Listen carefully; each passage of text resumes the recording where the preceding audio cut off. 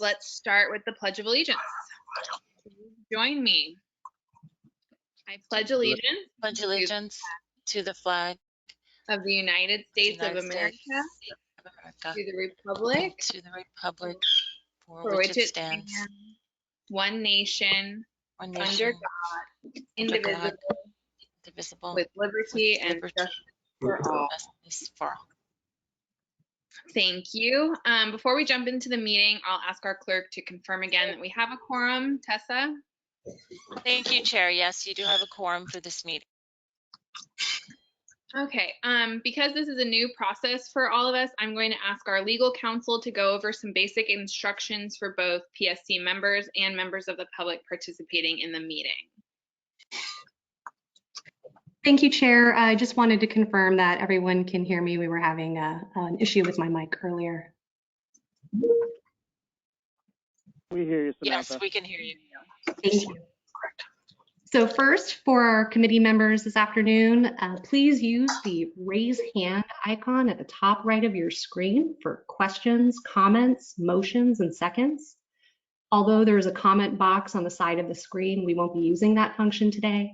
Also, please identify yourself each time you speak. And when called on for a motion or second, please state you are making the motion or seconding the motion.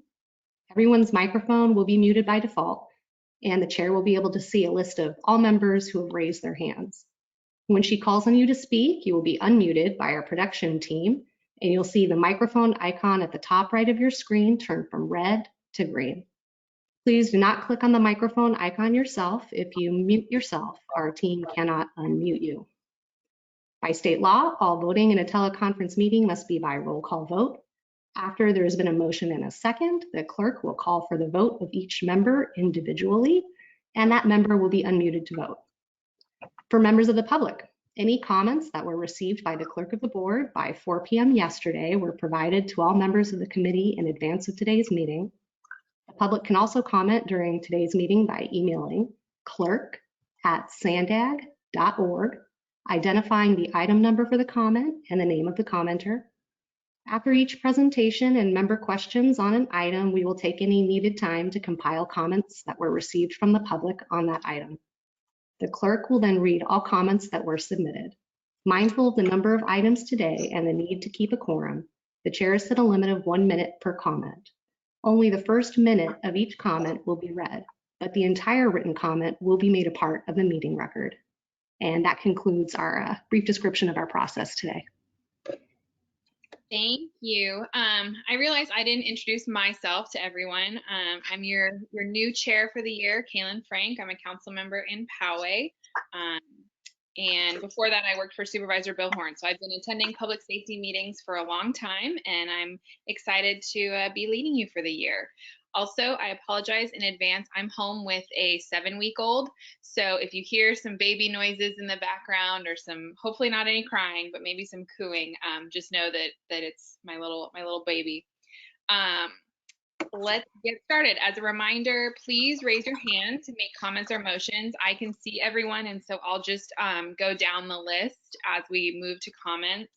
And please do not mute yourself. Staff will take care of all the muting and unmuting once your name is called. With that, let's start with item number 1, approval of meeting minutes. The Public Safety Committee is asked to approve the minutes from its January 17th, 2020 meeting. Can I have a motion? I think Mayor Minto.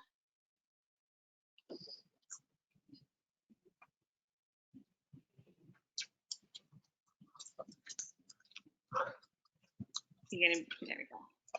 Okay, I would move to approve. Also, one question. Is this all a non-camera meeting? Right now, we're not doing camera. Personally, my preference, because I am home with a baby, is to not do camera.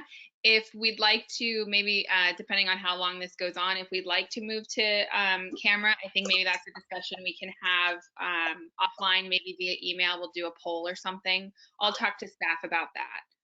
But for now, no camera.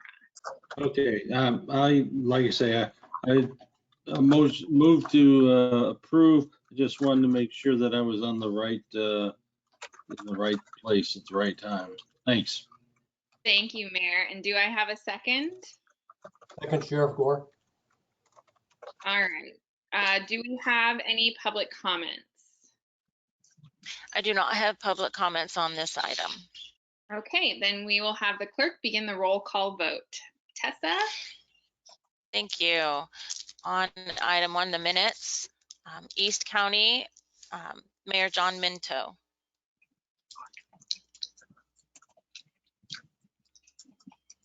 Mayor. Minto, yes.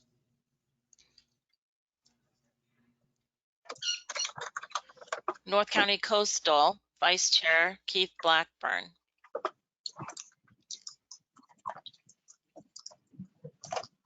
And you will need to unmute yourself, Vice Chair.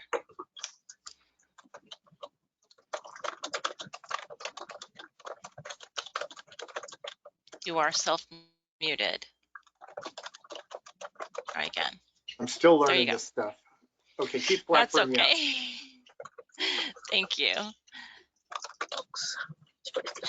And then City of San Diego, Council Member Vivian Moreno. I need to find.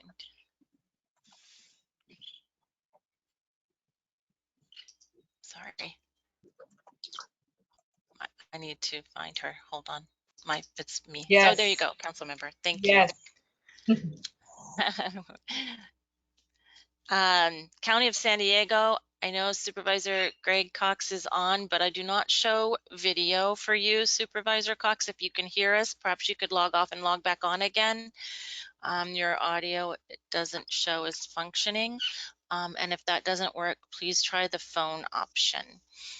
And you can text your vote to me as well at 619-405-9334. Thank you. North County Inland, Chair Kaylin Frank. Yes. South County, Councilmember Mark West.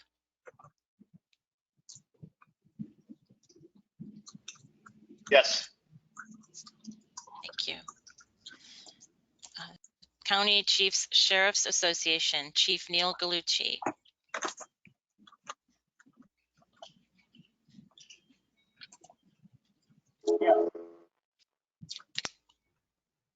Thank you. I believe you said yes.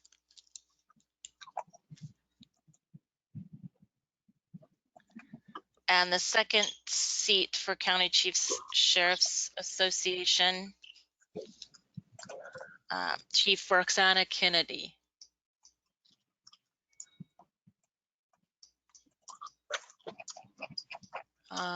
There she is. You're self-muted, Chief Kennedy. Can you hear me now? Yes, ma'am. Thank you. That's a yes. Thank you. Regional Fire Emergency Medical Services, Chief Stephen Abbott. Yes. Chief Abbott. Thank you. San Diego County District Attorney, Assistant Chief Investigator Joe Cargill.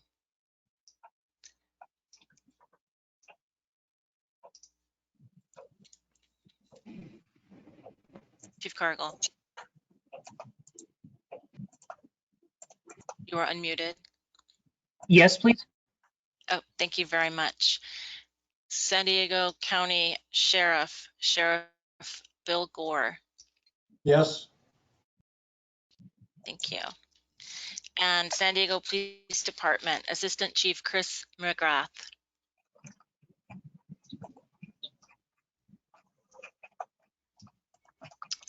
There. Chief McGrath. Yes. Thank you. That Yes. concludes the roll call vote. I'm sorry. Thank you. That concludes the roll call vote. That item passes unanimously. Thank you. I'll now ask the clerk if there are any public comments to be read in the record for item number 2. I have no public comments on item number 2. Perfect. Moving on to member comments. If any Public Safety Committee member would like to make any comments, please raise your hand at this time. All right, seeing none, we'll move on to item number 3, Executive Director's Report, an update on key programs, projects, and agency initiatives, including the agency's response to COVID-19, San Diego Forward, the 2021 Regional Plan, and the Airport Connectivity Project will be presented. Our Executive Director will provide this report. Off to you, Hassan. Thank you, Chair Frank. Good afternoon, Chair Frank and Vice Chair Blackburn. Let me first welcome you, Chair Frank and Vice Chair Blackburn, to their new Public Policy Committee leadership role. It's a pleasure to have you lead this committee, and I know you will find your new role challenging. Please do not hesitate to call on us if we can be of any help. I also want to officially welcome Chief Greg Carter as the new Interim Director of Argus. Greg has been named our Interim Director and fills the role of beloved Pam Scanlon, who passed away in January. We still mourn her absence. Greg brings extensive public safety experience to Argus. He retired from the role as the Chief of Police for the Escondido Police Department. As chief, he was responsible for planning, organizing, and overseeing all city police functions. He oversaw more than 300 employees and $46 million for the safety of over 140,000 residents and visitors. Greg will oversee on an interim basis the automated regional justice information system, which is, as you all know, allows information sharing among justice agencies throughout the San Diego and Imperial County. Virtually, join me in welcoming Greg and the new chair and vice chair to the committee. There is a key SANDAG promotion you need to be aware of that related to Argus. Sandy Keaton is now the manager of the Criminal Justice Research Division.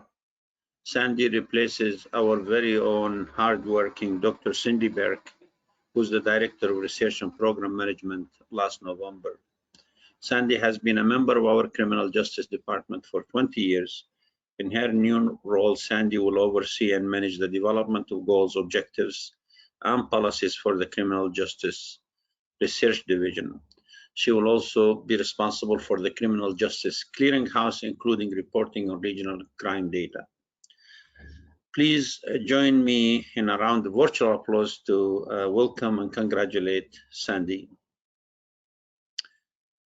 For something near and dear to our hearts, the International Association of Chiefs of Police, known as the IACP, has created an award in Pam Scanlon's honor. The IACP Criminal Justice Information Systems Committee created the annual Pamela L. Scanlon Excellent in Criminal Justice Information Sharing Award to honor Pam for being a trailblazer in the field. She serves as the IACP CGIS committee chair for 11 years, and she was recognized nationally and internationally as a pioneer and expert in her field over the last 2 decades. Due to COVID-19, Pam will be honored at next year's technology conference. Please join me in recognizing Pam and the entire Argus team with the extraordinary honor. Sad news. Suddenly and unexpectedly, we lost one of the great leaders in transit in the country. That's Paul Jablonski, the CEO of MTS, Metropolitan Transit System. He passed away unexpectedly last weekend. For me personally, this does not sink in because Paul was an amazing man. Before I joined San Diego, I used to hear about how great Paul is. He's truly one of the nation's top transit experts. Hearts and prayer goes to Paul's family, wife, 4 kids and grandkids, to his extended family at MTS. This morning board meeting, we honored Paul, and there is a video that was shown in his honor. Paul was instrumental in moving San Diego forward when it comes to transit. I personally talked to Paul last Thursday. I still cannot believe we don't have him. He's gonna be missed. His experience spanned over 40 years. where he managed public transit in New York, Saudi Arabia, Massachusetts, and Cincinnati. This morning, Paul was honored by his MTS family with a bus procession and 3-horn salute by trolley. I will miss him. I'm sure you'll all miss him. Again, let's pray for his family, both his wife, 4 kids and grandkids, and his extended family. I'm happy to report that Sharon Cooney, who served as MTS as Deputy Chief Executive Officer, was appointed CEO by the MTS board yesterday afternoon. And we will work with and help Sharon in her new role. A couple of other items. Good news, yes, the day before yesterday, we had our CEQA streamlining bill on the NAB war site heard in Sacramento by the Resource Committee. We were very nervous that, first of all, could we get a hearing given that they reduced the number of bills that move forward? We did get a hearing and it passed 9-0 through the committee, a first step in many-step process. Our work with the United States Navy is continuing. We're doing the environmental work, doing the economic evaluation, setting the teams up to move this amazing project forward. We'll update you on the progress in the future meeting as it comes. COVID-19 have huge impact on our lives, all of us, and it is hard when some life was lost, and that's awful. But I want to assure you that your SANDAGers are hard at work. We have not missed a deadline. And you have seen some of our chief economist work, who's being used statewide and nationally in many segments. Our projects are moving forward. Some of them actually at a faster speed, the construction, because we're able to do a lot of closures, on the freeways, giving the light traffic. 90% of our employees telecommute, 10% have to be on site. We're looking forward to the next stage when our leaders at the state and county level tell us it's time to reopen and go back. People are anxious, but at the same time, their safety and well-being is our #1 priority. The board today acted to distribute our annual budget for public review and to give to stakeholders. We will be coming either next week or after to approve the draft budget to the board. The Mid-Coast project is on schedule, maybe a few days ahead of schedule, will open late next year. The 5 big moves, we are going to go to the Transportation Committee sometimes in June to unveil the work that has been done so far. Madam Chair, this concludes my report, and I'll be happy to answer any questions from the committee members. Thank you, Hassan. I would just echo my condolences regarding the loss of Paul Jablonski. I serve on MTS for Poway, and I think his loss is going to be felt deeply by many. Congratulations and welcome to Greg and to Sandy. I've worked with Sandy for many years, and so I know that this is well-deserved. She will be fantastic in her new role, and I'm excited to get to know Greg. Are there any member comments? Okay, seeing none. Are there any, Tessa, are there any public comments on this item? Thank you, Chair. I have no public comments on this item. Great, then we'll move to the next item, COVID-19 and public safety in the San Diego region.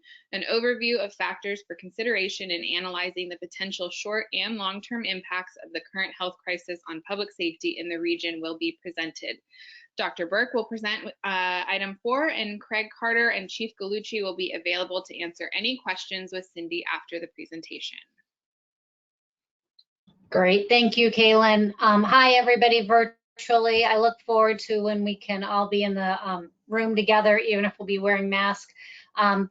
If you could go to the next slide. I wanted to give some background for why we're sharing this information with you. Some of you may have already gotten our 40 years of crime statistics in the San Diego region that we shared some embargoed copies that will go out to the public on Tuesday. And as we were putting together those 40 years of crime statistics, which we're very proud to through our cooperation with local law enforcement, we realized that once we came out with these numbers, everybody was going to be saying, well, what's going on now with COVID? And so when you do see that report, just as a preview, at the end of 2019, property crime rates were at 40-year lows. Our violent crime rate in the San Diego region was the 4th lowest in the past 40 years. We know from our most recent arrest report that juvenile arrests were at record lows. And then in that whole context, we also want to make sure that we paint a complete picture, which includes the fact that drug use are really at record highs in our detention facilities. We know that meth use has never been higher among those who have criminal justice contact, and that we're also faced with a lot of legislative changes recently. Back to AB 109, which gave local control to a lot of people here locally that would have gone to state prison. They're now housed in our local jails and local prisons, and then under probation supervision instead of parole. Prop 47 changed a number of property and drug offenses so that those would could be felonies or misdemeanors are now misdemeanors. And we know that Prop 64 legalized marijuana. So within that context, we wanted to take a deeper dive and try to help provide some context, because there's a lot of different factors that can affect crime both in the short and the long term. If you could go to the next slide. So COVID-19, we wanted us to highlight some of the things that we're aware of that we've been tracking since we've all gone under the stay-at-home order. First responders, our law enforcement, our fire EMS are out there on the front lines along with our hospital staff.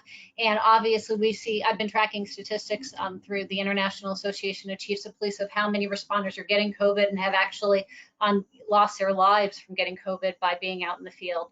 How we are how law enforcement interacting with the public is also an issue that we are watching, encouraging more people to do online reporting, for example, and then also being tasked with enforcing social distancing when we had different rules in place. Given the current effect on the economy, we know that unemployment is at record highs. Municipal and county budgets are going to be affected, and that is going to affect our staffing, and we will be continuing to do our public safety budget report to look how that is affecting, but that is something else to be considered. Detention facilities, trying to make sure that everyone who both works and is detained there is staying as healthy as possible. Another thing that came out from the state in early April is zero bail, which has to do with certain offenses can get booked into jail and then get released with zero bail, and that could affect individuals who were there before, and I'm sure Sheriff Gore could provide more information about that. And then the court systems are doing their hearings remotely. So all these factors are coming together in addition to the fact that people are staying home. We have individuals getting out of jails and law enforcement and public safety dealing with all these situations. If you could go to the next slide.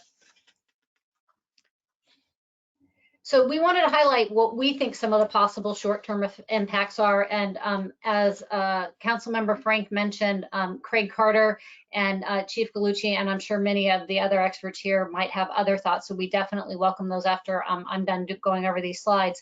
But we really are undergoing trauma, everyone. I heard a great quote that we're all in the same storm, but we're in different boats. And how we all deal with those issues, I think, could have short and long-term impacts.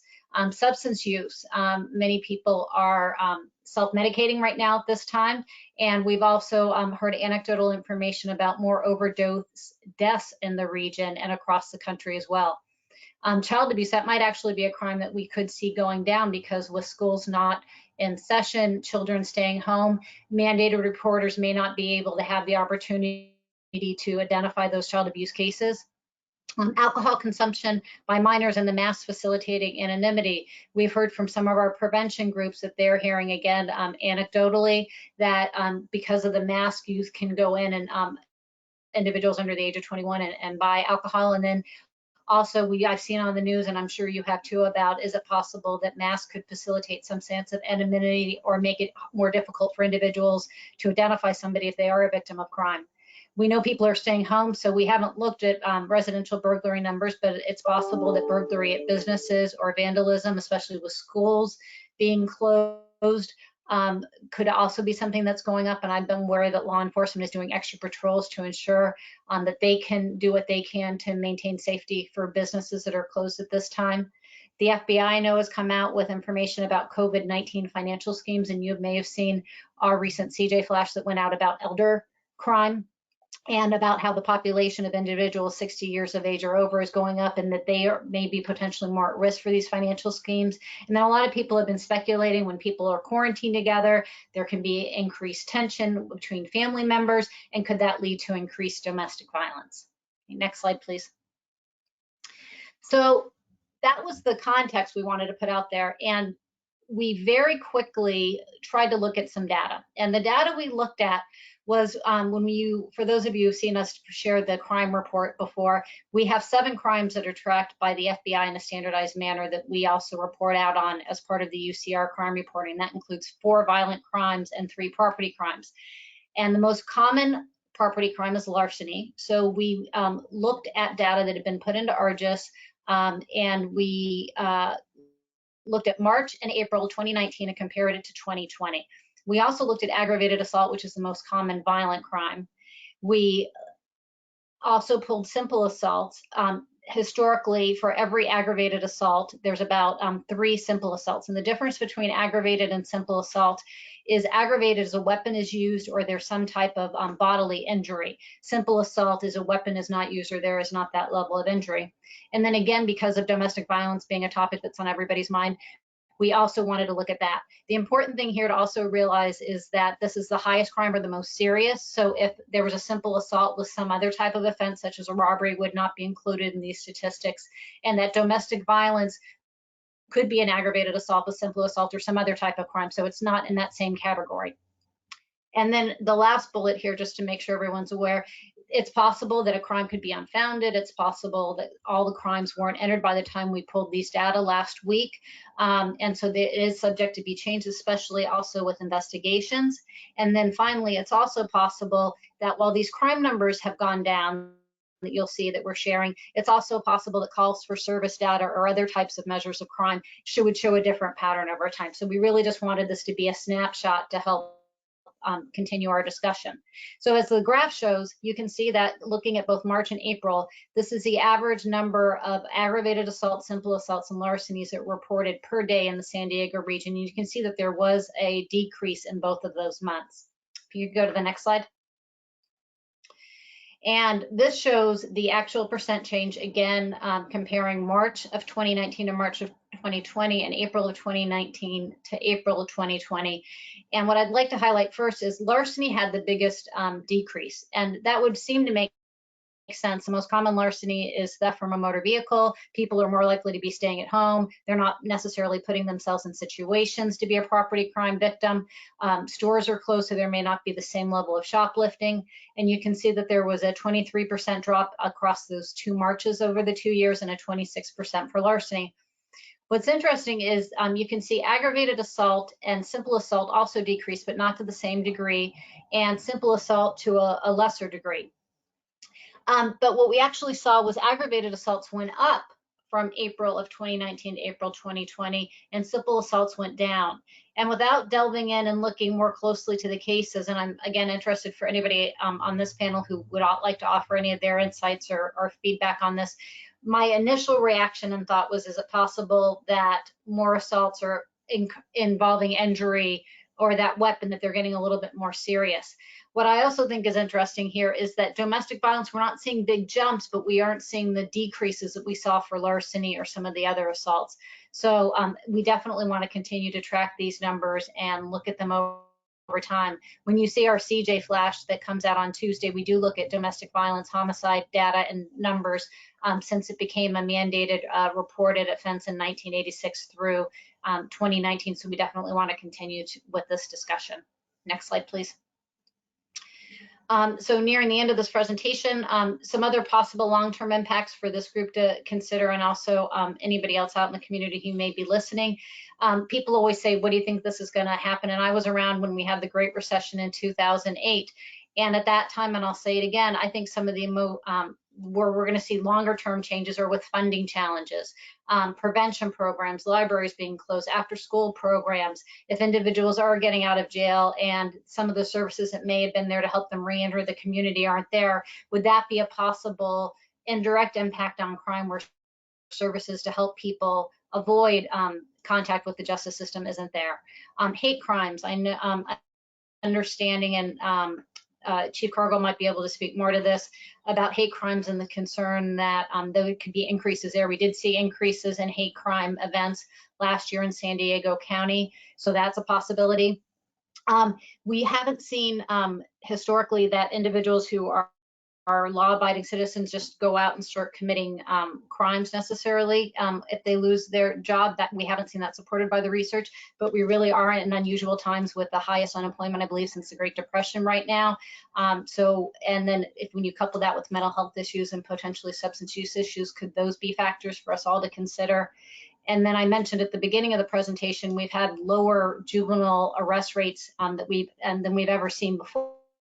But now with school being out, does that offer more opportunity also for youth to either engage in any delinquent acts or also be victimized? I've seen some reports to be careful about online activity. Next slide, please. So just concluding, CJ and Argus will continue to work with our local agencies to document changes in crime and provide the most up-to-date information we can. Also continuing to monitor the effect on public safety budgets and staffing when we do our annual report. Producing short reports with these available data. We put together an info bit, which is on our website, and we can make sure is available to the PSC members summarizing the information in this presentation. And then also CJ and Argus is very committed to supporting interagency information sharing and collaboration. So I'm happy to answer any questions, and I don't know if Craig or Chief Gallucci would like to add anything at this time. Thank you, Cindy. Did Craig want to add anything, or we can go to public comments or member comments, I'm sorry. At this time, I'm seeing Supervisor Cox. But I don't know that we have audio for him, but I have his hand raised. Any other? There, I think I've got him on now, Chair. Oh, perfect. Oh, there's these. Let's see if we can hear him. Supervisor Cox?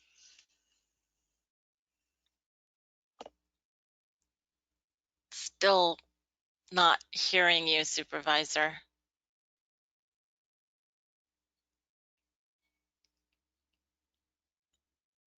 I'm working with his staff offline, Chair, if you'd like to continue on. Okay, any other member comments? We've got Chief Gallucci.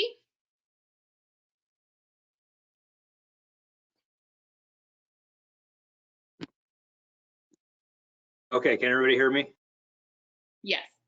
Okay, first I wanted to thank Cindy for the report. I really appreciate it, and just remind everybody that these are snapshots in time. We'll have to watch for trends as we move forward. I can tell you that if you look at my crime data, my crime cases are slightly down from this time last year, but my calls for service are up significantly. And what that means is there's more calls for service for the officers in the field to handle, whether those are nuisance calls, social distancing calls, no mask calls. Those type of calls are open business calls that aren't supposed to be open. That type of work is increasing the workload on officers while the crime cases are coming down. So just want to remind everybody that just because you see crime data trending downward doesn't mean that the demands for the officers on the street have reduced. Thank you, Chief. Anyone else like to make comments? There we are gonna, Greg Cox, go ahead. Perfect. We see his phone, but we don't have any audio coming out. Well, darn. Okay. We can always come back to the supervisor once we get him online. Tessa, are there any public comments for this item? You, Chair, I have no public comments on item 4. Great. This is an information only item, so we will move on to number 5, a report from Chiefs and Sheriffs Management Committee. A report on the recent meeting of the Chiefs and Sheriffs Management meeting will be presented. Chief Gallucci will be doing the presentation.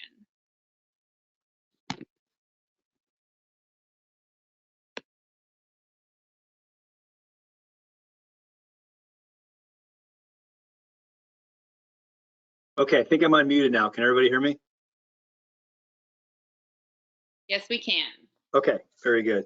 So the Chiefs and Sheriffs Management Committee met May 13th, 2020. The Chiefs and Sheriffs Management Committee held a webinar meeting. The Management Committee recommended the Public Safety Committee approve the draft FY 2021 Public Safety Work Program and Budget as part of the final FY 2021 budget program.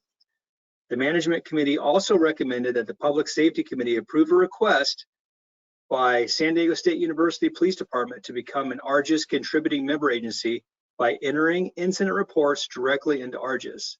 This item will be presented at a future PSC meeting.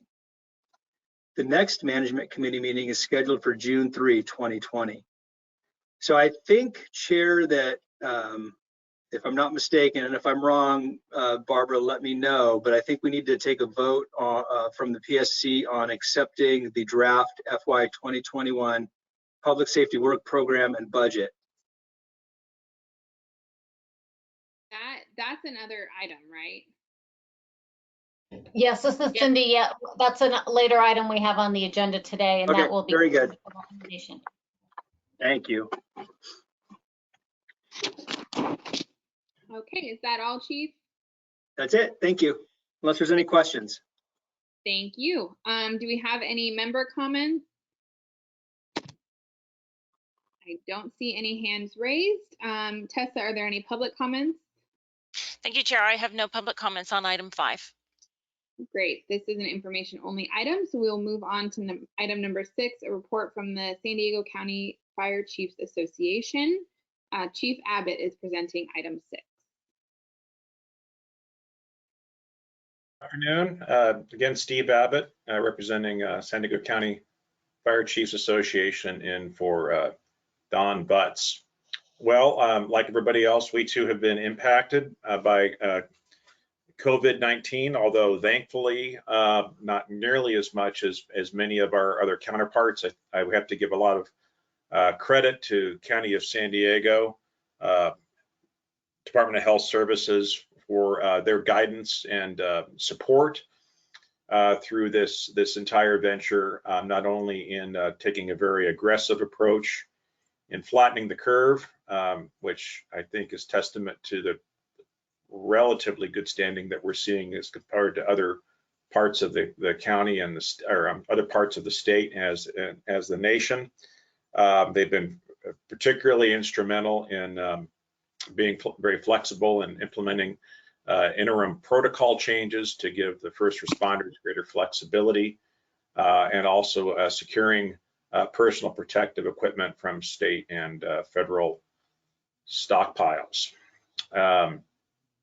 Regionally, you may have heard that CSA 135, which is the 800 megahertz radio communication system that also oversees the San Diego County Fire Authority, LAFCO recently approved the separation of County Fire Authority from CSA 135 to become a dependent special district of the County of San Diego. That's the first of many steps that will need to be taken over the course of the next several months. But by all accounts, that is very good news. The California Fire Assistance Agreement has been updated. This is the mechanism by which your fire departments receive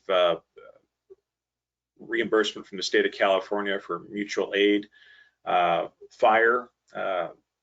firefighting services in the wildland fire environment. That's a very important document that allows us to recover costs. It's really the backbone of the financial mechanism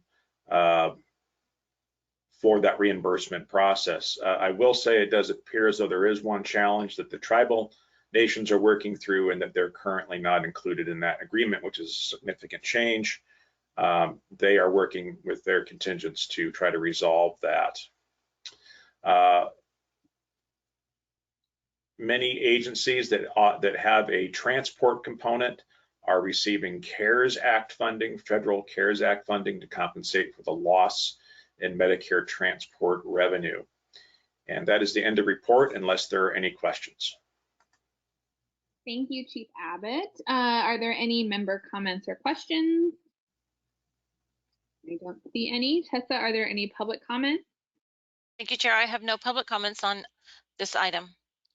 Okay, this is information only, so we'll move on to item number 7, new grant funding, Criminal Justice Research Division, an overview of a new criminal justice evaluation that has been added to the FY 2020 program budget due to new grant funding will be presented. Sandy Keaton will be presenting. Hello, all. Sorry, can you hear me? Yes, you can. Oh, you can, yay. Well, because they took away all the my controls, and I'm now in the my internet went down, so I'm in the office. So thank you. Then I'm glad you can hear me. And congratulations to you, Chair Frank, and thank you for your kind words to the promotion. I appreciate it. I'll never be able to fill Cindy's shoes, but it's a great honor to work with all of you, and I do appreciate it. I am here today again to talk about a new funding that we have received. As you know, that before we receive any type of funding, we come before this board to ask permission. Yet again, we were fortunate enough that this was funded, and it is for a total of $60,000 to work with a partner, North County Lifeline, up in the North County region. I'm Chair Frank, I know you're probably very familiar with them and their work. And so this is going to be actually our third project we've had the opportunity to work with them, and I'm coming before PSC today to as an informational item to alert you to this and a change in our FY 20 OWP. We'll again be supporting their work in addressing the human trafficking needs up in North County, but this one also expands throughout the region in guiding their evaluation of the REACH Coalition, which is a coalition of multiple agencies and nonprofits working to support victims escaping that life of trauma and victimization. Are there any questions? Don't see any.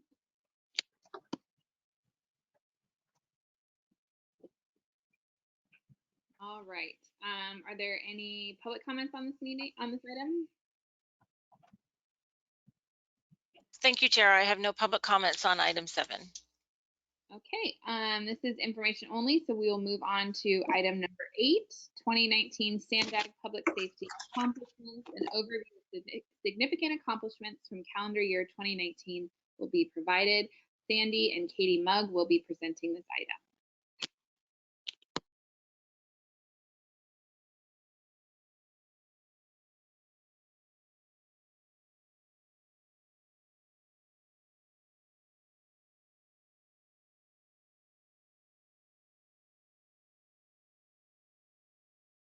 Tessa, are we pulling up the PowerPoint for Sandy? Yes, Arthur and Tom are working on that. Okay, great. I just wanted to make sure. Thank you. I think we're going to do criminal justice first and then just a second. Thank you, Arthur.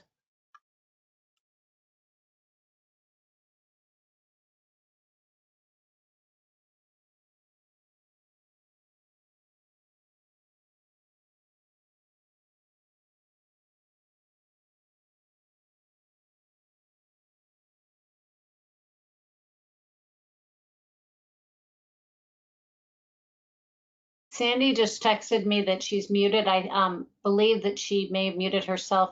Tessa, can you confirm that she's not muted by the organizer? There we go. Yeah, I was muted by the organizer. I'm good. Thank you. Okay. So I'm actually very excited to have the opportunity to present our 2019 accomplishments. As you'll see, a lot of our work came to fruition in actual program and policy changes, which is always very exciting for a researcher. Can you please change the slide? Our mission is basically to support all your efforts, your tireless work out there, and as well as our community providers by providing them and you with valid information to reflect, make decisions, and also leverage additional funds into the region to support your missions. Next, please. So we've been around a while. Created in 1977, and we have two critical arms within our structure. The Clearinghouse, which you're very familiar with, which is the only source of a long-term regional crime and arrest data in the region, and also our evaluation efforts, which account for 8 out of 10 of our CJRD dollars. And we will discuss some of those as we move forward. Next, please. Okay, so here's a picture of our fearless leader, Cindy, presenting on crime and recidivism data for the county at their group that gives out grants, and wanted to learn more about public safety.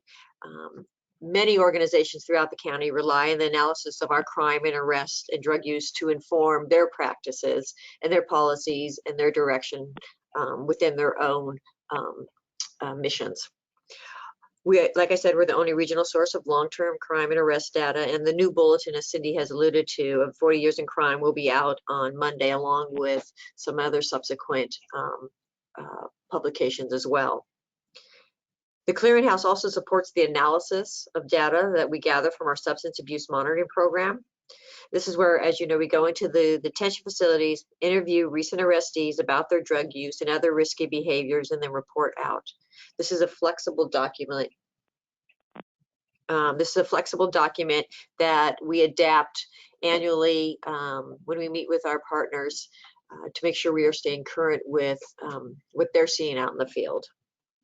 In addition to what works, we also provide information about what is.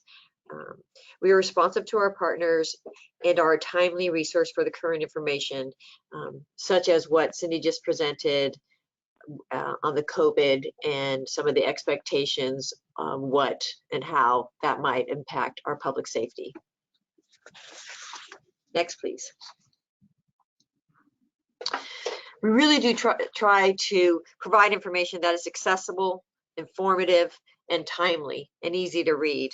One means of doing this is our CJ Flash, which we produce 12 a year monthly.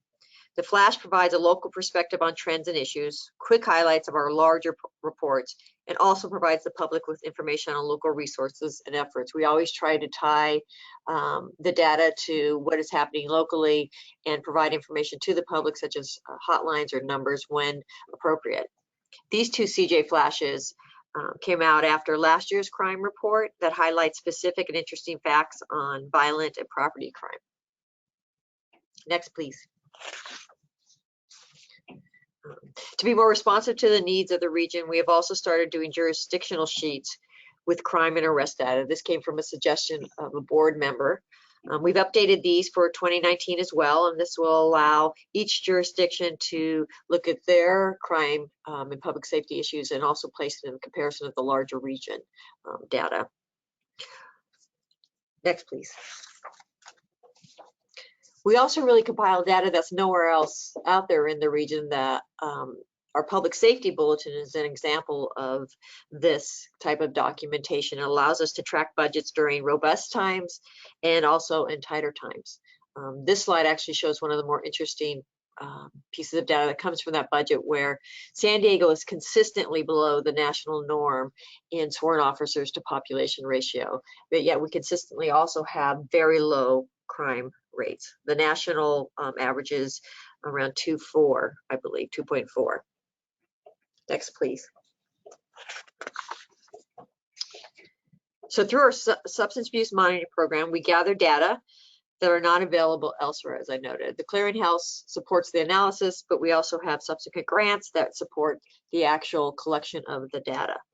We produced a CJ Flash last year on meth use and how it is at record highs. This is Cindy at a press conference with other county leaders for the meth report card. She's often called upon because of her and the division's expertise, and again, trusted history of reliably tracking the prevalence of this and other drug trends in our county. Next, please. So the CJ flash actually is very interesting because in anticipation of the passage of Prop 64, we were invited to go along with other law enforcement leaders to Colorado to learn from them what to expect in anticipation of the passage. As part of that, one of the key things they said is to make sure you collect baseline data. So we came back, and within that year, we adjusted our SAM tool to capture more information about marijuana use so that we would be able to track this over the years. The data have been interesting. For instance, a larger percentage of arrestees reported that they were more likely to use marijuana after the law passed. Now, this may be, of course, common sense, but being able to objectively measure this is very powerful and allows our partners then to point to what they are actually seeing day to day. We also noticed that around 3 in 4 adults and half of the juveniles reported that they think the potency of marijuana increased after Prop 64, and we're hearing this. And one of the adjustments we're making is that we have added a question regarding, has anybody visited the emergency room because of their marijuana use? This figure also points out something very disturbing. About over half of the adults and juveniles report that marijuana could impact one's ability to drive, yet a similar proportion reported driving while under the influence. We are hearing so now that if you want to ask something, hey, I can chat here for okay. Are we all good? Yeah. Yeah. Okay. I'm sorry, couldn't hear what you said. Okay. I think this is concerning. What I've heard from our partners is that, well, what we know is there's actually not a test right now when somebody's pulled over to identify if they are under the influence of marijuana. And this is one of the great concerns that Colorado also voiced. Next, please. Some more examples of how we've been responsive to current issues and provide information to our stakeholders. This CJ fax on homelessness and justice involved individuals was released last year. What we noted is that 6 of the 10 arrestees reported ever being homeless. We also noted something interesting, that over 3/4 reported that they were first homeless in San Diego. This question was added because there was chatter that people were coming to San Diego who were homeless and then using our homeless services. So that's why it was important to capture that data, to actually ask individuals, when the first time you were homeless, where were you? And most were our county residents. Next, please. As I've alluded to, the lion's share of our efforts are in conducting independent evaluations and research for and with our partners. We're able to do this for several reasons. Our staff go through very extensive background checks through the Sheriff's Department, and we have a reputation for adhering to the strictest confidentiality protocols. This level of security and trust has allowed us to engage in data sharing agreements with the county, which provides us access to sensitive data, including both juvenile and adult justice involvement, mental health, and substance use treatment information as well. Whenever possible, we try to include cost measures to help inform budgets and sustainability of programs that work. We're flexible and able to conduct a range of studies, from the most rigorous designs involving random controlled trials to smaller roles as acting as technical experts when budgets are small and unable to afford a full evaluation. I'm proud of these because it has helped us support both large and small programs to highlight their efforts and leverage additional funds for their programs. Again, we include visually appealing products for all of our evaluations. We are using dashboards to provide timely data on a monthly and quarterly basis to our program partners to help inform their program implementation and allow for any mid-course adjustments. And we also always include an infographic at some point in the project to allow them to have a quick, easy reference to tell their story. Next, please. Currently, we're actually evaluating 2 reentry programs. And here's another example of how we present our data. We are working on the Prop 47 program evaluation, and we had to do a 2-year report that was basically 100 pages. This is a 1-pager that synthesizes that report. I guarantee you nobody read that 100-pager report except us, the program maybe, and the funder, and most individuals relied on this infographic to tell their story. Next, please. At the request of Chula Vista Police Department, one of our partners, they have funded a Chula Vista resident survey for over six times thus far. The most recent completed last year. This is an example of how we worked with them to help them gather information to inform their strategic priorities and also keep their pulse on what the community thinks about them, what their priorities are, and therefore facilitates one form of communication with them and the public. Next, please. I'm very, very proud of this program and this evaluation. This was an exciting project that was made possible from a National Institution of Justice grant that Cindy wrote, and it was a rigorous study of the San Diego County's Veterans Moving Forward program. Using the findings from this report, the county expanded veteran services in 2019. One of the recommendations was stronger linkages once vets leave the MOD, and the county stepped up and supported that. So that was very exciting. We were also notified last year, or actually this year, but it occurred last year. Based on the study, VMF was included in the United States Department of Justice National Institute of Justice Crime Solutions Clearinghouse as a promising program. That's a lot of words, but it's actually very prestigious. It doesn't happen very often. It's hats off to Cindy. She was the PI and this research. This is very, very exciting. Next, please. So this one is very close to my heart. And I don't know if you were there. I can see if probation was there. But this is an exciting partnership with the county leaders to transform the juvenile justice system.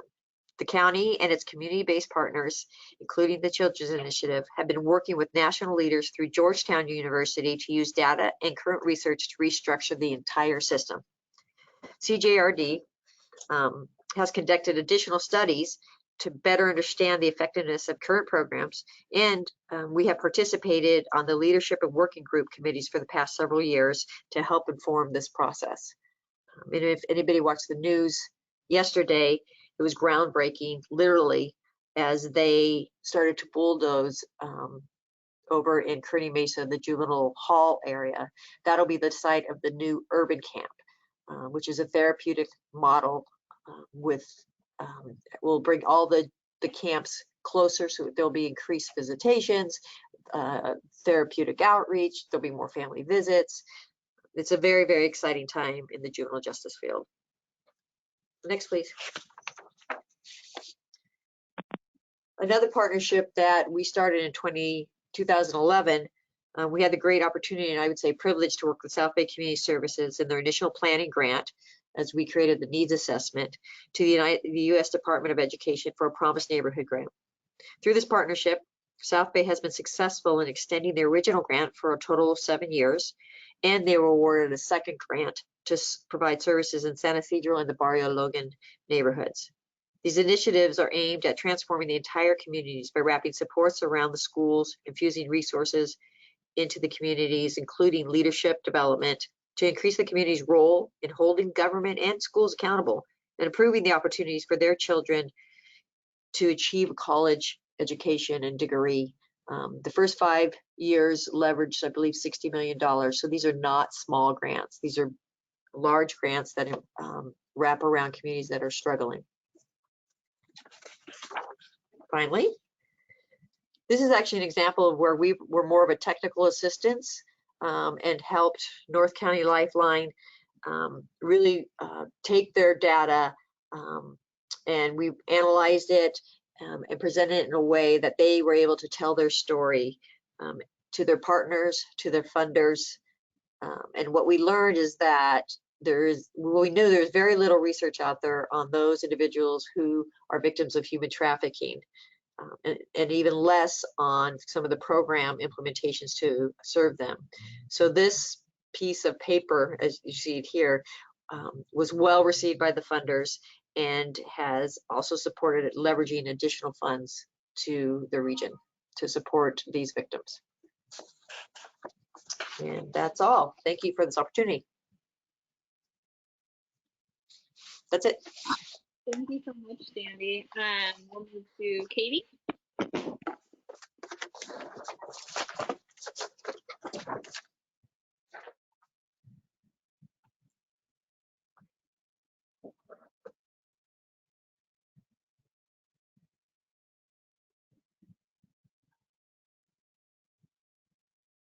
Chair Chief Galucci has his hand up.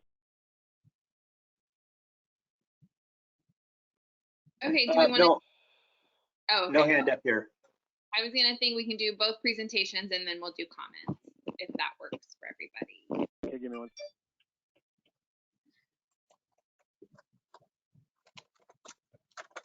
Chair, we're having some technical issues with Katie and her audio.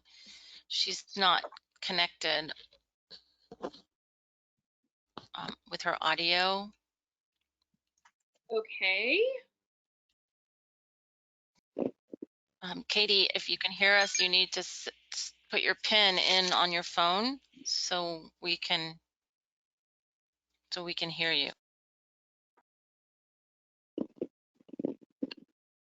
Katie, I would try logging out and logging back in. I'm not seeing you muted on this end, but we can't hear you. In the interest of time, I don't know if this would work for everybody, but would you like us to do CJ the next year's budget while we work out those difficulties, or just do we need to be on the line while Katie works that out? Or I don't know if Chief Carter is able to help out and do that presentation if Katie can't. Just some ideas, Chair. I'm happy to move over to the budget item if that works, and then we can come back to this. Would that work for you, Tessa? And then we'll just do the action item after I do this presentation, and then ours just can do their accomplishments and budget together. Yes, it's however the chair wants to take her items. Just to clarify, we'll take the action after Katie's presentation. Yes, definitely. It's the action for our budgets is to recommend to the board that it be included in the overall agency budget. So it's one item, it's one action. It's not a separate action for both of us, but just if that gives the time for Arthur to work this out with Katie, I think that would be, so everyone's just not waiting. Yeah, I think that's a little more efficient. So we can come back to this once the issues are worked out. So we'll move to item number 9, draft fiscal 2021 public safety work program and budget. The Public Safety Committee is asked to recommend that the Board of Directors accept the public safety work program and budget as part of the final FY 2021 program budget. Craig and Cindy will be presenting this item. If you could go to the next slide, please.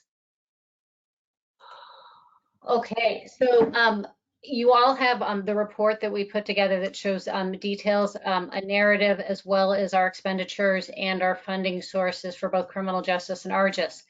And for the coming fiscal year, SANDAG actually has criminal justice has a total budget of $1.42 million. This is 26% more than we had last year, about 293,000 more. And 98% of this increase is due to new grants. As for those of you who've heard me do this before, about 84% of our funding every year, very slightly, does come from grants, and Sandy indicated that earlier in the accomplishments PowerPoint, that for every $1 we get in the clearinghouse funds, which comes from member assessments, which is based on the population in the jurisdictions, we're able to leverage that to bring in about $4 in funding. And many times these grants that we bring in, either through partnering and writing the grants or being written into a grant because of our availability to access the data and provide action research, is a multi-year grant, which is why our budgets are higher. We have new projects which weren't in the FY20 budget, and they do have that dedicated funding, and that is why we do have that increase. And you'll see that I'm going to be talking about 4 different efforts: the Clearinghouse, SAM, which is our substance abuse monitoring, and then we categorize our projects into adult projects, which focus on more of the adult side of the justice system, and then also the juvenile projects. If you could go to the next slide. So for our clearinghouse, you saw that that was about $233,000, and with that, we think that we do a lot of work. We compile and analyze the crime data for the region. We're able to serve on local task forces and commissions, going out and sharing our expertise in the community. We produce 12 CJ flashes, which come out roughly monthly, as well as 9 CJ bulletins and other briefs. We try to get data out on the SAM data, which I'll be talking about later. We support the Public Safety Committee.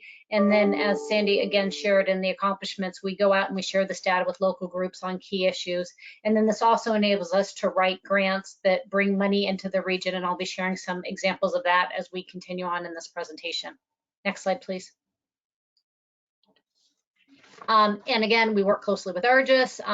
The drug use, I'm working with partners to objectively measure. I like to say we're an iterative research body because we work so closely with the field, we're able to hear about what they're seeing that's going on, and then be able to actually see, can we measure that, and is that actually what's going on? So many times we enjoy that dialogue, and then we're able to add data and objective measures. When somebody says, well, how do you know? We can actually show the data that says this is how we know. And we use that information for regional information planning, needs for new information about changing policies, especially with all the legislative changes we've seen at the state regarding public safety policy. And then a few years ago, we were required with Corey and Kletz, which has to do with law enforcement information security. All of our staff go through law enforcement level 1 background checks. And you can't work in criminal justice for us if you don't have that background check, and we do renew that annually. So we're very proud for that partnership that we have. Next slide, please. Okay, SAM is substance abuse monitoring, and I'll be coming back, or Sandy will be coming back in the coming months with data from this. It used to be called ADAM, Rusty Drug Abuse Monitoring, and we were one of 35 sites across the country. We're the only site who kept this project going due to the support of all of you all in the community, because we did more with the data, I think, than any of the other sites did. And so our funding for $135,000 enables us to go into the facilities for about 6 months a year. We go into Central, what was Juvenile Hall, Vista Jail, Las Colinas. We're supposed to be there in May and June, and obviously we have not been there in May and June, so we're going to have to work with the sheriff this year and see when and if it is safe. We're hoping that we can get back in there before the end of the year to continue the data collection, and also at Juvenile Hall, but we also want to ensure the safety of our research staff as well as those in the facility. That $135,000, the funding comes from HIDA, which is a high intensity drug trafficking area, the County of San Diego, and our member assessments. And with that funding, it enables us to go in for those shifts where we do the interviewing, the drug testing, mileage to the facility, and then also to reimburse the Sheriff's Department for the deputies that they provide us when we're in there to maintain security. Next slide, please. So for our parent, I'm sorry, and questions added in 2020, I got ahead of myself.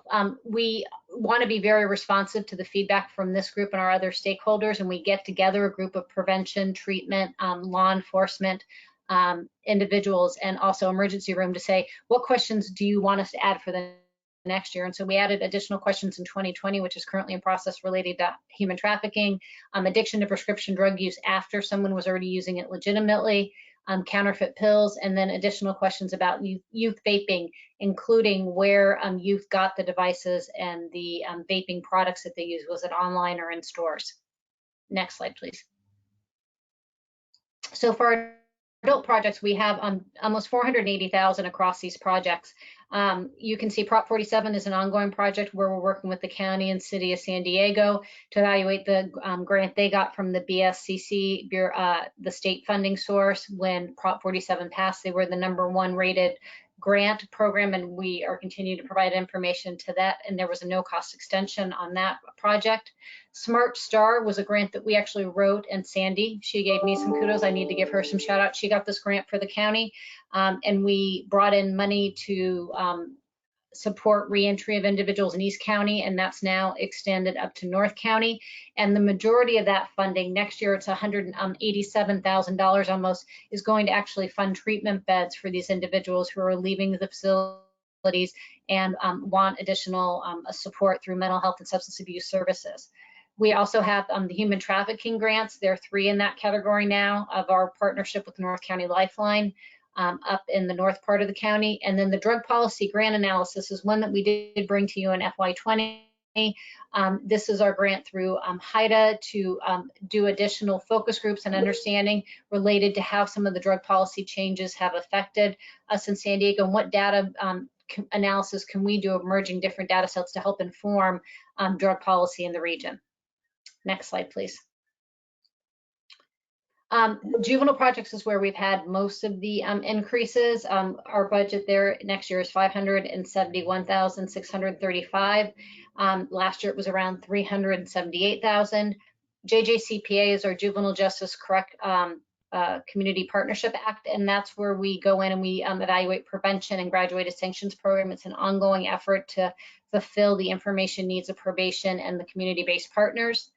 Red is increased in budget from last year, and that is reducing racial and ethnic disparities. It's a continuation of our work looking at disproportionate minority contact in the justice system, and ethnicity is a predictor of how individuals are treated in the justice system and where we can inform improvement in processes and policies. CalVIP is a project in the South Bay area where we're evaluating funding that came in from the state to do gang prevention activities. And Sandy also talked about Promise Neighborhood. We had Chula Vista Promise Neighborhood, that's SD, and now we have San Diego Promise Neighborhood. So we're continuing our work with needs assessments and data management over time on that project as well. Next slide, please. So this is the last slide. Just again, most of our funding does come from grants. That's why we have the increases. And in fiscal year 2021, our priorities will continue to track crime and other statistics, working with ARGIS on the NIBRS reporting transition, seeking grant funding to help answer timely public safety questions, providing relevant information to our stakeholders, continue to work in the community with you all, and also contributing to other efforts across SANDAG. And I'm happy to answer questions or turn it over to Katie and Craig, depending on what's possible right now. I'm done, Chair. Thank you, Cindy. Do we have Chair an Frank, I can take either presentation. If we can't get Katie up, I can take both presentations, and you tell me which one you want first. I'm here too, Craig. Can you hear me? Yep, we have you. Yes. Oh my goodness gracious. Okay, we're in business. Great. Thank you, Katie. You're welcome. Would it be okay if I did the accomplishments first, followed by the budget, or how do you want to work it? That would be great. Okay, thank you.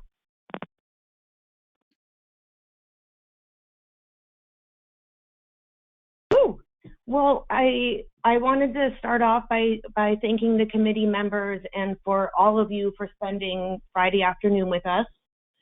And I'm proud to be here today to talk about our accomplishments for 2019. Next slide, please.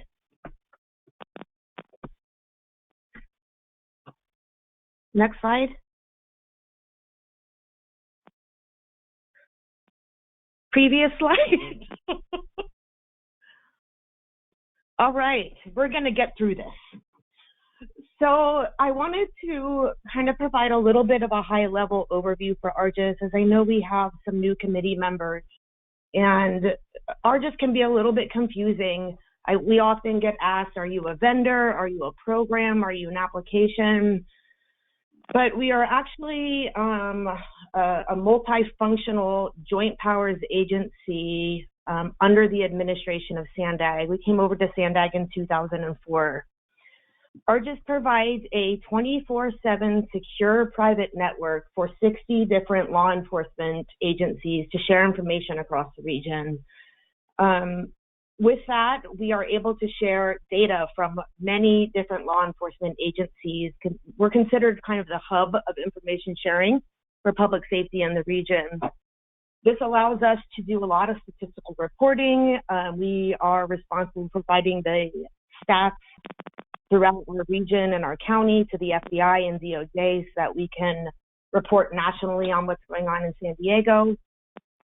We also are a software provider, so we develop tools for the 5,000 plus officers in our region to be able to access all of this data through this secure network. One of our most recent programs or platforms that we have been working diligently on over the past 10 or so years is developing mobile applications to help officers in the field. We're able to do this all through our regional governance structure. Next slide, please.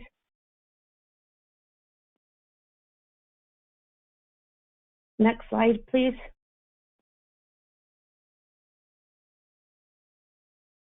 Arthur, I think she's on a little bit of delay, so I think we need to go back one slide.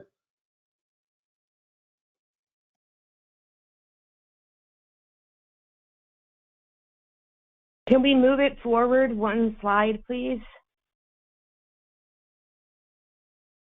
Katie, it is moving for us. I'm not sure if it's not moving for you. Yeah, it's not moving for me, Craig. So I can take it from here. That way we don't lose time. Yeah, I can talk to it as well. I know this presentation fairly well. So if you have the presentation in front of you, once you let us know to change it, we'll let you know that which slides it's on. Yes, sir. Are we on governance structure? Slide 3 currently. Yes, correct. Okay, thank you, sir. So as I mentioned, we are able to do what we do because of our governance structure. We like to think of ourselves as a kind of a grounds-up approach. So we gather feedback from patrol officers to detectives to all sorts of law enforcement personnel throughout the region. And we provide, we are able to funnel this information through our business working group, which helps us guide our data, and then to the Chief Sheriff's Management Committee, which is kind of oversees our operations and steers us in the right direction as far as law enforcement technologies and the needs of our region. The Public Safety Committee oversees the chiefs, and as you know, like all of the other SANDAG PACs, we report to the Board of Directors. Next slide. Slide 4. Yep, you're there. Okay. So I just wanted to highlight some of the committee's accomplishments, because you all have done a lot for us this year as well. You approved the San Diego County and probation departments to become a contributing member agency of ARGIS. And what this allows is probation and the DA to provide information to ARGIS that can be shared with the rest of the agencies that access ARGIS. The Public Safety Committee also vetted and approved our FY20 budget. The Chief Sheriff's Management Committee ranked 23 priority projects and vetted 40 regional grant proposals. Collectively, our committees met about 30 times. We responded collectively to 35 public records and data requests. Next slide. All right, now I'm on track. So Cindy briefly mentioned NIBRS, which I will briefly go into in a moment, but we are the first region in California and one of the first regions in the nation to transition to NIBRS, which, for those of you in law enforcement, know uniform crime reporting. That's basically how we report crimes at a national level. The FBI has mandated that we go towards NIBRS, a new system that will replace UCR. And we have, working closely with San Diego PD, are leading the way in the state on this project. We have completed an interface with the courts so that we can receive citations in real time, eliminating data entry and making our data more accurate. We launched a network redesign after we completed a significant network upgrade. And we implemented enhanced security on our smartphones. And thanks to the support of this committee, we received over $1.3 million in grant funding. Next slide, please. So who uses ARGIS? Next slide, please. As I mentioned, we have data contributing agencies. So the first 11 agencies listed here are the 10 police departments and the sheriff's department, and most recently added probation and the district attorney's office. So essentially, they're contributing data to all of the other agencies. Next slide, please. Or not. So that all of these various agencies can access that information. Every one of these agencies has agreed to and adopted our data sharing MOU. So we are all on the same page on what information can be shared and how it can be shared. These agencies range from the Highway Patrol to the Navy, ATF, and many other agencies. Next slide, please.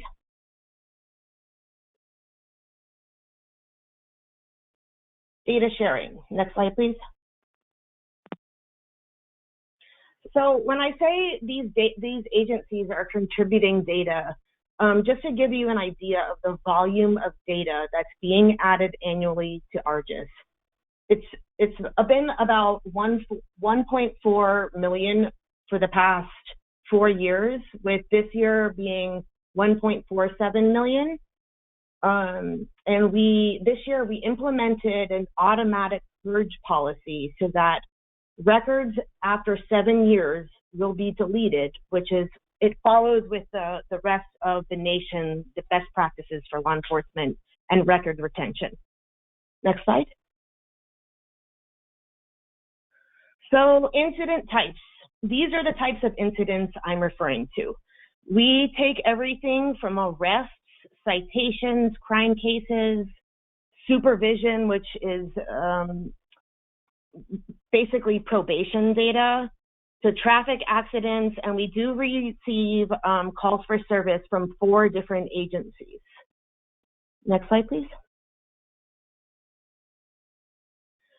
So the way we get this data is that we have 50 different interfaces. So there's 50 different lines feeding us information and sending out information and real time 24/7.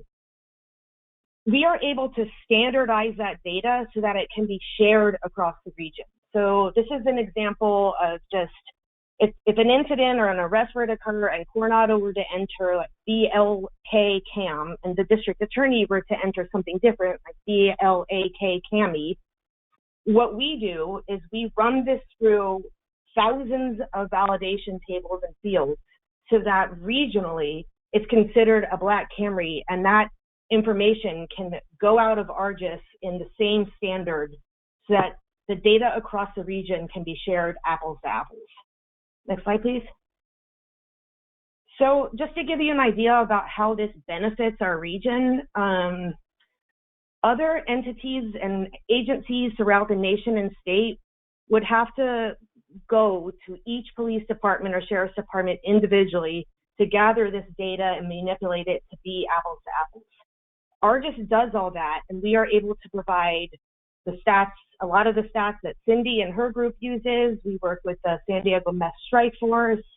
We provide data to the UT on a weekly basis about crimes, Mid-City, CAN is what we call them, the Mid-City Advocacy Network. So this is I think this slide's important because it shows that we aren't just sharing internally with police departments and law enforcement, but we're actually sharing this data apples to apples throughout the region so other entities benefit from what we do. Next slide, please. Quickly, I mentioned UCR and how we are responsible for submitting the various crime stats to the state and to the feds, to the FBI.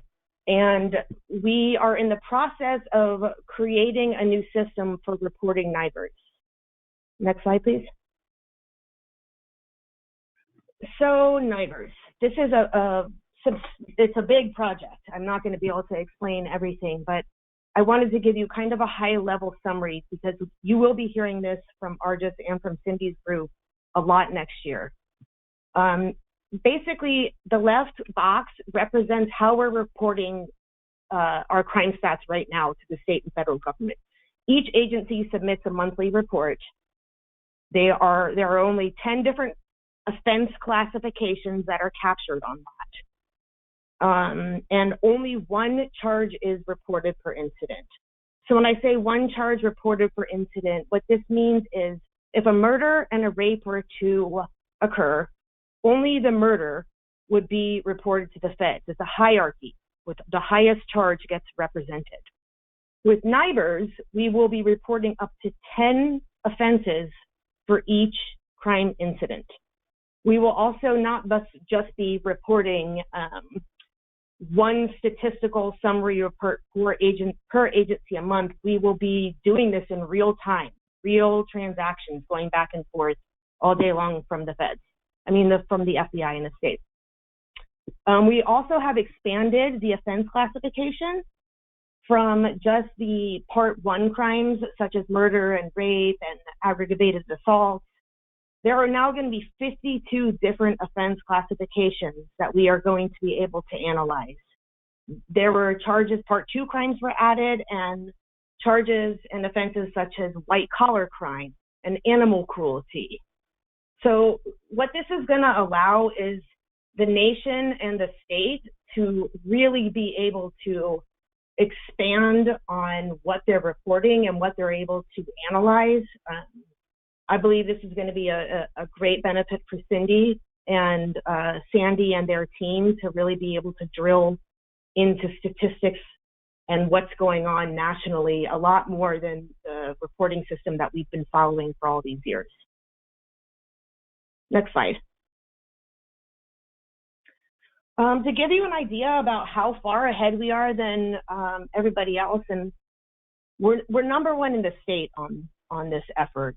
So this slide depicts essentially the acceptance rate of all of your city's different incidents by the FBI. So records go into the FBI and they do all the validations that we do and other validations. And we, in December, had a 95%, kind of 96% average. We are now up to a 99.5 acceptance rate. That means through our processes and our validations, only about 0.5% of records are being rejected. For anybody that is familiar with statistics and reporting, that's phenomenal. So kudos your jurisdictions for really helping us out with this. This is not an easy project. Next slide, please. So I briefly touched on network at the beginning. Next slide, please. But our network is really the backbone of Arjus. So we expanded the network and our bandwidth at 60 sites this year. This involved procuring equipment on behalf of the agencies, working with their technical staff, their management team, all of our vendors, all your agency vendors, so that each of the 60 locations now have a Metro Ethernet on-demand connection to Arjus. So if we need to expand somebody's bandwidth, if they want to start submitting videos, etc., we're able to do that without having to implement or install another line. So this is going to result in like really, really quicker connection and redundancy for all of your jurisdictions. Next slide, please. Quickly, we are a team of 17, and we provide 24/7, 365 networking system support. We are our own help desk. We don't contract out for that. We resolved 500 help desk tickets last year. We get these during the middle of the night, in the day, and our team is very responsive. Every single week, we send out a log on Friday for transparency to say, these were our issues this week, this is what we fixed, this is what we're working on. And we also deployed 172 upgrades and enhancements during 2019. for our various applications. Next slide, please. Okay, applications and services. I mentioned at the beginning that we are also a software provider. Next slide. So I'm going to go through this quickly, but I want to give you all an idea of all of the various applications that we support for the various law enforcement personnel in our region. We have a secure web portal for all law enforcement that only law enforcement can access. It's called ArgisNet. We have all of our applications on this site. We have the sheriff's applications, we have the state's applications, we have federal applications. So you can come to Argis. It's a one-stop shop, and you can find any different system that you need. We post bolos. We monitor this 24/7 to try to keep it fresh so that the information is getting out to officers in real time, and they don't have to dig around to find different links to different applications. We had 2.75 million page views to this last year with an average of 7,500 per day. Next slide, please. So we believe, as I believe most other law enforcement personnel would agree with, is there is no one tool that fits for all law enforcement. A patrol officer may use something completely different than a crime analyst. So we provide a suite of tools that Argis maintains. I just want to highlight one, up in the left-hand corner, that's our surfers tool. State, regional, federal enterprise retrieval system. If anybody likes to say that 3 times fast. This is our super query. It hits 30 different databases at once and returns results within nanoseconds. We went up by about 100,000 queries this past year, which I'm pretty proud of. We've implemented a training program so that everybody knows how to use this system. We also support mapping, Coupling, which is an investigative tool. I mentioned Cognos, which we do for statistical analysis. And we have a tool called ONS for real-time alerting. Next slide. Sorry, I'm going so fast. So one of the most successful and cost savings tools that we have found is our Be on the Lookout notices. It's amazing how successful this has been. We have 13 different email distribution lists set up that only law enforcement secure personnel that are members of Argis can easily subscribe to. For example, there is a sex crimes at argis.org. So anybody that is a sex crimes detective or interested in learning about what's going on as far as sex crimes in the region can subscribe to be notified when anybody sends a Be on the Lookout notice about a sex crime. We have over 14,000 subscribers. This is because multiple officers can subscribe to multiple different groups. Just to give you an example of how this works, the most successful outcome I've seen this one is when local police departments are sending out a bolo, do you know this suspect? And within seconds, we will get a probation officer responding, I know who that is, I manage his case, and they're automatically identified. And this has been extremely successful at helping share information that wouldn't normally be shared if it weren't for this program. Next.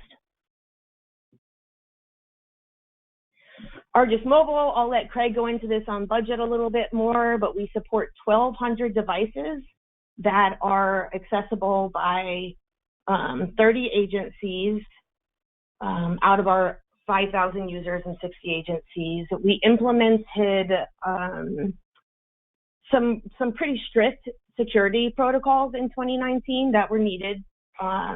This required our staff to manually configure and touch about 1,000 devices, which is a significant undertaking. But we really enhanced our security and got a lot of feedback during this process. Some really good lessons learned and some information about what we want to do with mobile in the future. Next slide, please. So just too quick, we support about 10 applications, but I wanted to highlight just a couple. We developed Surfers Mobile. I mentioned Surfers when I talked about our desktop applications. We decided to develop a mobile application for this, and so the user experience between desktop and mobile is the same. And we've seen a skyrocketing increase in the amount of usage that this application on the right, the Surfers Mobile, the Wave, gone up by about 120,000 different queries this year alone. Next slide, please. So training is a very important component, I believe, in any law enforcement application, and we've been really fortunate to receive federal dollars to maintain our training program. Last year, we trained over 860 users from 62 agencies during 181 classes. So this really allows the officers to learn the same functionality, and we get classes that have such a diverse crowd. So people are networking during these classes, they're learning which tools fit best for them. And I can't say enough about this program, and I'm really grateful to this committee for supporting our grant application for this every year. Next slide. So some of the things that the public can see, we have a web portal for the public. We're going to be really enhancing this a lot next year with the transition to NIBRS. But we do now provide crime stats. You can query your different jurisdiction, your count, like your different city council districts. All of this is available through our crime stats page on our homepage. You can also apply, subscribe to be notified via a map anytime a crime happens in your neighborhood, which I know is a very valuable tool for some members of our community. And that's at www.argis.org. Next slide. So finally, I'll wrap it up with Graffiti Tracker. This program has been around for a while. It allows police officers, sheriff's deputies, etc., and public utilities to capture pictures of graffiti and submit them to an application where the pictures can be analyzed to see if there's trends, to see if one tagger is, say, committing or tagging in North County, South County, etc. And it will do an analysis and give us input on that. And it also allows the different municipalities to know where they need to go and cover up graffiti and if there's certain problematic areas. Last slide. Okay, thank you for bearing with me. I wanted to thank this committee and our Chiefs Committee, and I really wanted to thank our team. We had a hard year with the loss of our director, but we still accomplished so much, and I'm really proud of what we've done, and I hope you can see, if I didn't confuse you too much with all of that, all of the different functions that ARGIS provides to enhance public safety in our region. Any questions? Thank you, Katie. I think Pam's legacy will definitely live on in all the great work that you guys are continuing to do. So thank you so much for that presentation. I'd like to take any member comments on both item 8, the, oh, you still need, Katie, you still need budget presentation, right? Yes, I believe Chief Carter will be handling that, or Craig Carter will be handling that. Let's do the budget presentation for Argis, and then we'll do comments on both 8 and 9, and then we'll vote on item 9. Thank you, Chair Frank. I'm going to cover some of the stuff that Katie covered, but in a little higher detail, higher level. So we're going to update you on the FY 2021 budget. Next slide, please. The priorities for the 2021 update incident response plan and regional policies. These are constantly changing based on regional policies that we see enacted in the chiefs meetings, as well as state mandates that come through. So we're going to be constantly updating those incident response plans, and the completion of the transition to the NIBRS system and the new public website will have a big piece of that, and how the public can access the databases that are going to be very robust as we transfer from UCR to the NIBRS system. And then that developing that regional communication strategy as well as outreaching to our communities. One of the other things I'd like to accomplish this next year is the cost model assessment, including looking at possible membership restructuring.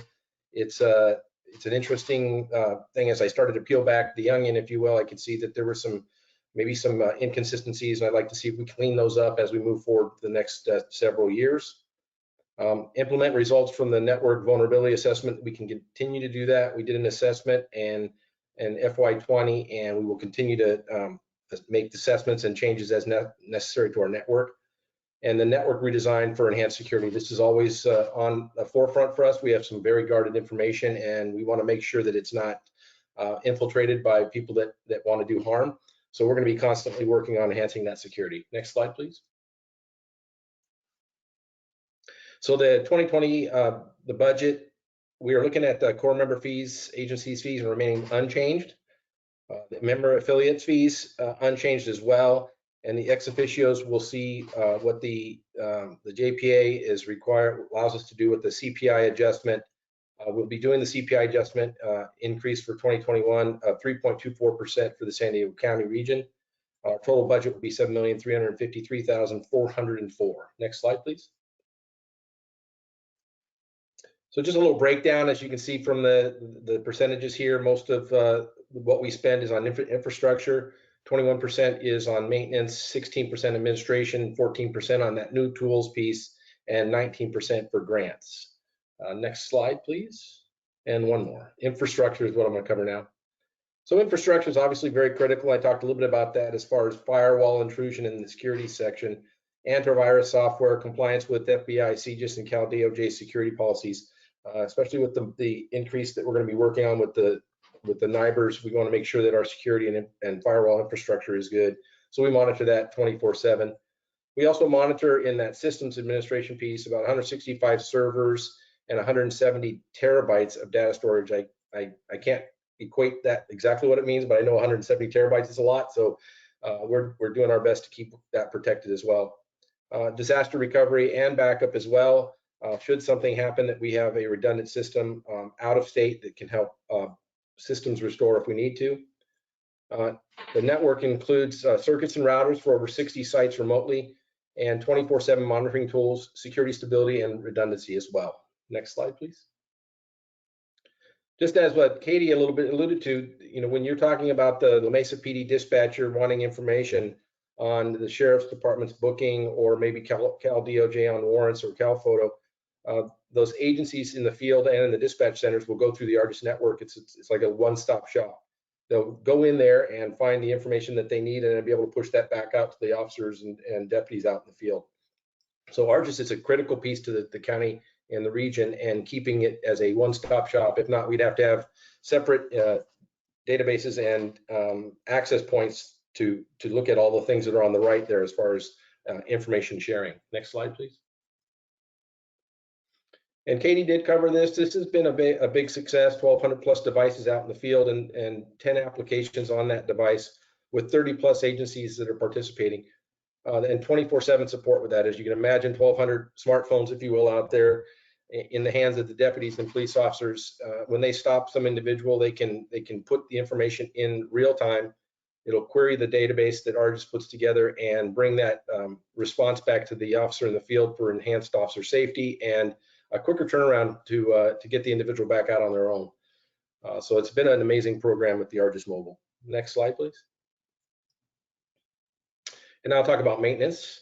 Maintenance support, data center and hosting service certainly maintain that 50+ interfaces as Katie talked about. We have agencies, records management systems, probation courts, the traffic accidents, Cal DOJ with NIBRS, monitoring, Cal DOJ with all the regulations that they have as well. Monitor database performance, space, and reliability, increase it as we need to, and making sure that it's always reliable. Supporting about 165 virtual and physical servers. And more now is becoming GIS and mapping support, so we're definitely stepping up that game as well. And then we have that applications development team that can make changes on the fly, and I'll talk a little bit more about that in a minute. And then we have the help desk, which resolves about 503 trouble tickets last year in 2019, and we anticipate that number to go up as the users continue to go up. Next slide, please. So maintenance and support and application support, in-house application development support with the different programs that Katie talks about. ARGIS implements changes upon recent any agency's request. And in the last year, we had 172 enhancements. And that looks like when you talk about a program that's in-house, when they ask for something to be a little bit more efficient or maybe have a different look to it, we can do those on our own with our in-house developers and make those changes quickly and push that out to all the users. As far as software license and upgrades, this is one of the best parts I think we have with ARGIS is that fees are always going to be and licenses are always going to be significant cost to agencies. And so we are able to take the costs of, say the bottom one, COPLINK at $64,000 annually. We take that on and we bill out to the agencies, 60+ agencies. It's approximately $1,000 per agency. And without a single entity, in this case ARGIS, it's potential that the COPLINK fees could be $64,000 per location. So we try to use our economy of scale to try to make sure that we are as efficient and keep an eye on the money for everybody that we can continue to operate efficiently. Next slide, please. And then last one is administration. So we do a lot. We work with the policy advisory committee, this group as well. We're constantly working with our financing and budgeting accounts and payables and receivables and audits that we have. We have numerous legal challenges that we're looking through, as well as public records requests that come in consistently. I'm on that thread over at the email, and it's amazing how much comes in, and we just push that out as quick as possible, which allows the other agencies not to have to do that individually, and it lets the media outlets know that they have one place they can go to, and we'll seek authorization and permission from our agencies. And again, operations, rent, phone, salaries, and supplies are all included on that. The help desk, user support, and weekly service logs talks about what's going right and what's going wrong, what we need to do later. We work on our grants administration and contract execution and interagency agreements. We execute oversight and work on personnel and recruitment. Next slide, please. And the new tools and grants. This is exciting, and one of our biggest piece right now is this NIBRS transition from UCR to NIBRS, and scaling that economic scale, basically allowing ARGIS to take on the responsibility for all of the agencies within the county, so that when we report the NIBRS data, not only is it more accurate, but it's more efficient. And so the things, if you look at the boxes on the left, we are supposed to have secure connection to FBI and Cal DOJ when the NIBRS, when we execute the NIBRS. NIBRS compliance certificate must be done. We conform to data content and NIBRS business rules, and we convert data to required message format, submitting that to FBI and DOJ. If each agency had to do that, which is the next box, you would have, excuse me, I'm sorry, next box, not next slide. Can you go back one? That you would have to hire more individuals in order to make this work. And working through ARGIS to get our certification through NIBRS, we have one secure ARGIS net connection established for the region. We have one certificate for the entire region with that 99% accuracy rate right now. I believe we're on month 5 of the 6-month test before we can be certified, and all of the indications show that we're going to be right on the mark on that. We have put together regional rules for all the agencies regardless of record management system, and then we always work on making sure the programming language developed for all of the NIBRS interfaces works through every agency within our region. So just as an idea that, you know, if you were to put those items to one person within each agency at maybe a half-time, full-time employee, that's 11 agencies. ARGIS is helpful in keeping, you know, keeping each agency from having to hire somebody and saving about almost 6 full-time employee positions, therefore helping reduce budgets. Next slide, please. So we got the new tools, the Surfers ONS 2.0. That's our next generation that we're working on. Working on real-time alerting, business rules associated with the policies for officer notification systems we created, and the new surface status services and mapping that we can push that out towards the public so that they can see that enhanced public mapping. And we will continue to assist with the PRAs and work with the NIBRS enhanced access to regional data. So this is going to be an exciting year as we start to transition towards that NIBRS criteria and getting that out to the public in almost real time. Next slide, please.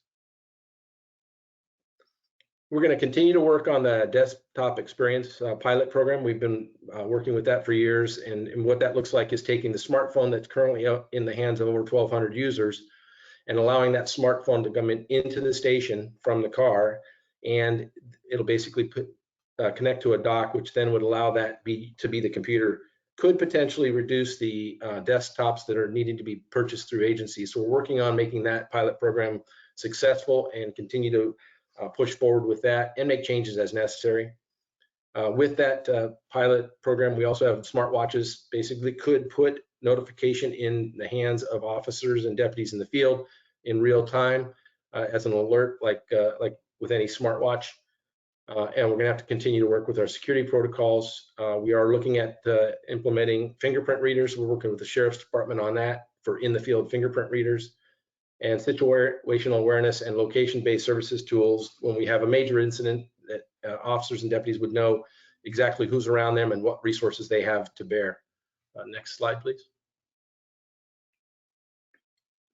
So again, just to summarize, regional cost saving, economies of scale with pooled resources, sharing that cost for each one of the new programs that are out there, so that we don't have just every agency having to pay the same price. We can share that across all the agencies with the licenses and procurements.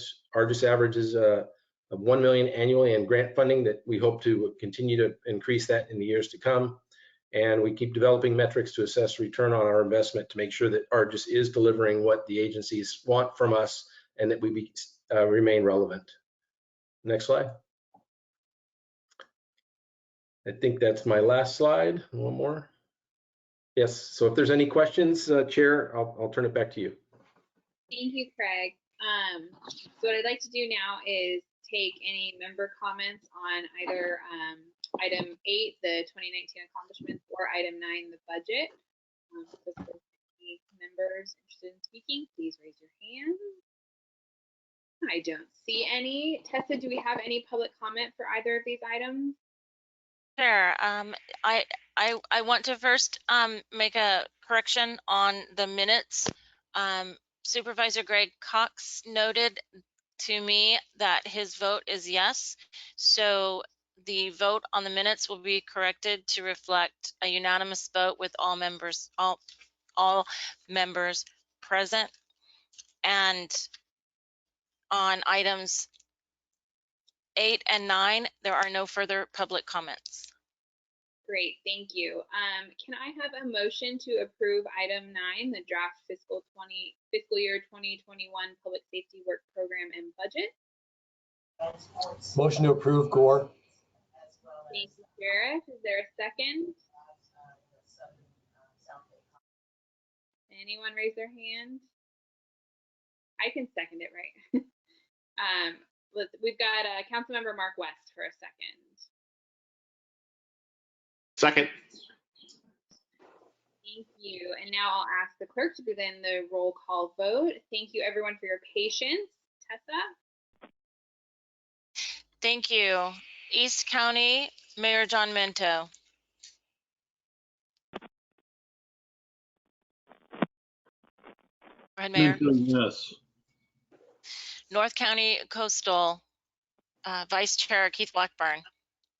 Keith Blackburn, yes. City of San Diego, Councilmember Vivian Moreno.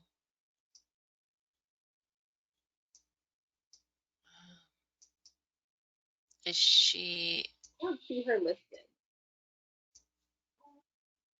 I don't see her on here any longer.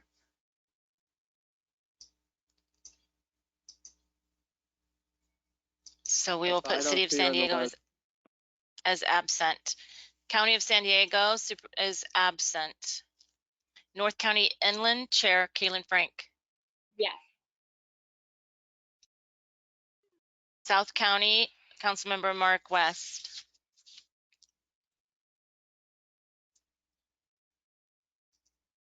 Oops. There you go, Yes. Councilmember. Yes. Okay. County Sheriff, Chiefs Sheriff's Association, Chief Neil Gallucci. Yes.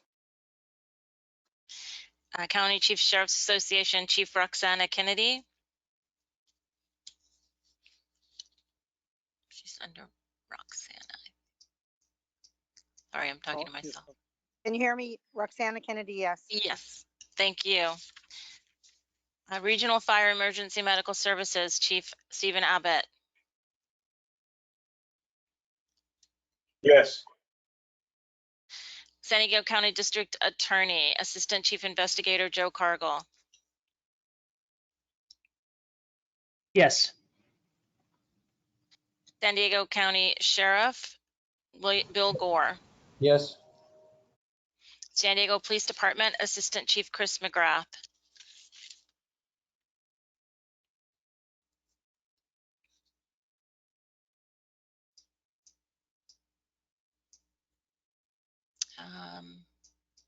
I do not see Assistant Chief McGrath as present, so I will mark that as an absent. So that item passes with 3 member agencies absent. Thank you, Tessa. Do we have any continued public comments? I do not have continued public comments. Thank you. Great. With that, our next Public Safety Committee meeting is currently scheduled for Friday, June 19th, 2020 at 1 p.m. Thank you, everyone, for sticking with us, and we are adjourned.